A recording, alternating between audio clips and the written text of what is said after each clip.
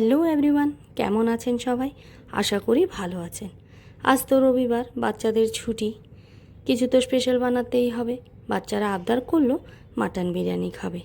বাচ্চারা যখন বলেইছে মাটন বিরিয়ানি তো বানাতেই হবে, চলুন তাহলে আমি কিভাবে মাটন বিরিয়ানিটা করলাম আপনাদের সঙ্গে শেয়ার করি।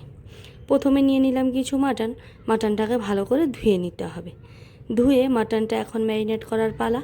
মাটনের মধ্যে দিয়ে দেব 2 চামচ হলুদ গুঁড়ো, 2 চামচ জিরে ধনে গুঁড়ো, 2 চামচ গরম মশলা গুঁড়ো, 2 চামচ বিরিয়ানি মশলা গুঁড়ো, স্বাদ মতো নুন। আমি কিন্তু বন্ধুরা জানেন মশলা কিন্তু দোকানেরটা ইউজ করি না, আমি সব কিছু ঘরেই বানাই।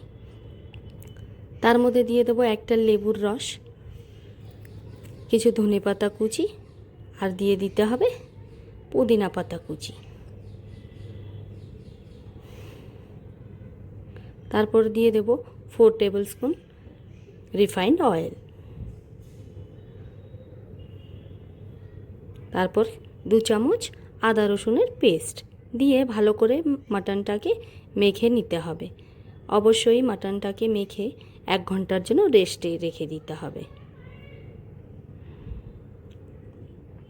তারপর নিয়ে নেব বাসমতি চাল। বাসমতি চালটাকে ভালো করে 2-3 বার ধুয়ে 1 ঘন্টার জন্য ভিজিয়ে রাখতে হবে। নিয়ে নিলাম কিছু উষ্ণ দুধ, তার মধ্যে দিয়ে দেব কেশর। গ্যাস ওভেনে আমি এখন একটা কুকার বসিয়ে দিলাম। কুকারের মধ্যে দিয়ে দেব কিছু রিফাইন্ড অয়েল। তেলটা যখন গরম হয়ে যাবে তার মধ্যে আমি কেটে রাখা পেঁয়াজগুলো দিয়ে দেব।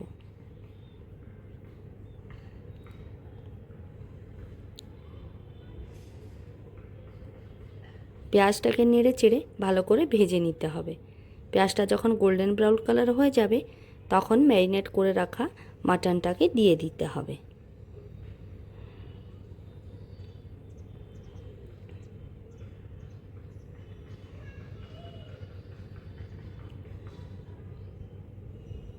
মাটনটাকে নেড়ে চেড়ে ভালো করে পেঁয়াজের সঙ্গে মিলিয়ে নিতে হবে। এখন আমি কুকারের ঢাকনাটা লাগিয়ে দেব। আর প্রথমে একটা সিটি ফুল ফ্লেমে দিতে হবে, তারপর ফ্লেমটা কম করে 15 মিনিটের জন্য রেখে দিতে হবে। তারপর গ্যাসটা বন্ধ করে দিলাম। দেখুন মাটন থেকে কি সুন্দর তেল বেরিয়েছে। এখন একটা পাত্রে আমি দিয়ে দেব কিছু দারচিনি, এলাচি, লং, গোলমরিচ, তেজপাতা, স্টার ফুল, আর দিয়ে দেব কিছু ধনে পাতা। দিয়ে অবশ্যই পাত্রটাকে ঢেকে দিতে হবে। কিছুক্ষণ পরে দেখব গরম মশলার যে ফ্লেভারগুলো সব জলের মধ্যে এসে গেছে। এখন আমি একটা ছাঁকনির সাহায্যে গরম মশলাগুলো ছেঁকে নেব।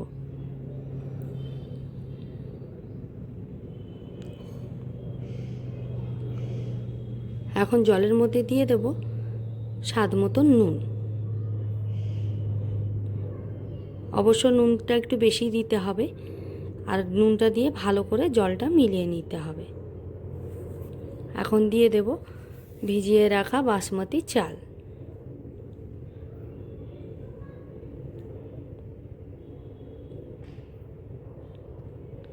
দেখুন মাটন থেকে যেই তেলটা বেরোবে ওই এক্সট্রা তেলটাকে আমি একটা বাটির মধ্যে বার করে নেব।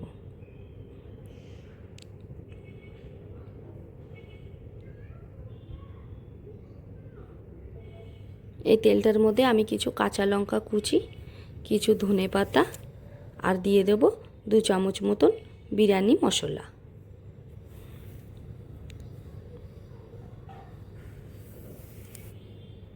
এইটুকু দিয়ে ভালো করে মিক্স করে নিতে হবে। মিক্স করে এটাকে আমি আলাদা করে রেখে দেব। এখন একটা পাত্রের মধ্যে মাটনটাকে আমি ট্রান্সফার করে নেব। তারপর এক লেয়ার আমি ভাতগুলো দিয়ে দেব। অবশ্যই এমনি ছড়িয়ে ছড়িয়ে দিতে হবে, চালগুলোকে ছড়িয়ে দিতে হবে।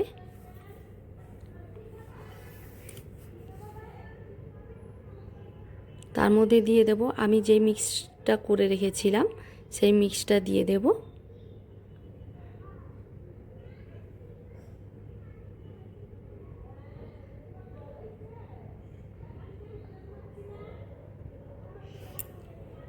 আর এখন দিয়ে দিলাম কেশর ভিজিয়ে রাখা দুধটা।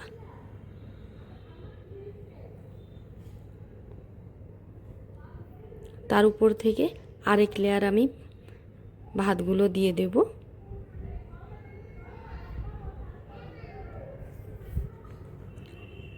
তারপর বেঁচে থাকা ওই তেলটুকু আর কেশর ভিজানো দুধটুকু সব ঢেলে দেব। এখন একটা অ্যালুমিনিয়ামের ফয়েল নিয়ে পাত্রটাকে আমি ভালো করে মুখটা ঢেকে দেব। ভালো করে সিল করার পর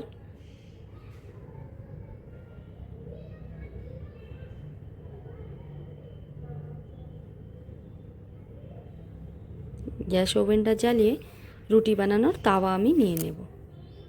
ফুল ফ্লেমে বসাবো। তাওয়াটা যখন গরম হয়ে যাবে তখন আমি ফ্লেমটা কম করে দেব। হ্যাঁ, উপর থেকে পাত্রটাকে একটা ঢাকনা দিয়ে ঢেকে দিতে হবে। যখন তাওয়াটা গরম হয়ে যাবে তখন আমি ফ্লেমটা লো করে দেব। ফ্লেমটা লো করে 45 মিনিটস রেখে দিতে হবে। দেখুন আমার 45 মিনিটস হয়ে গেছে। এখন আমি বিরিয়ানিটা খুলে দেখি কীরকম হয়েছে।